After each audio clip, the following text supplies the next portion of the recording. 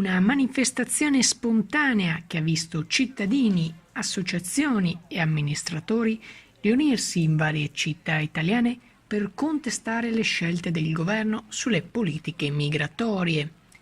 Si chiama L'Italia che resiste, l'appuntamento che oggi anche a Padova ha visto centinaia di persone prendersi per mano sino ad abbracciare Palazzo Moroni per ideologicamente resistere alle scelte inumane di chi vorrebbe lasciar morire in mare coloro che scappano da guerra, fame e povertà, di chi interrompe i percorsi di assistenza ed integrazione e di chi istiga all'odio e alla xenofobia dimenticando gli storici valori di accoglienza e convivenza civile.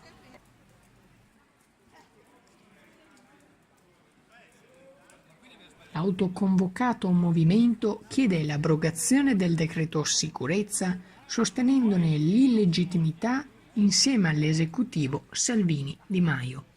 Sfishmar Channel News, Padova.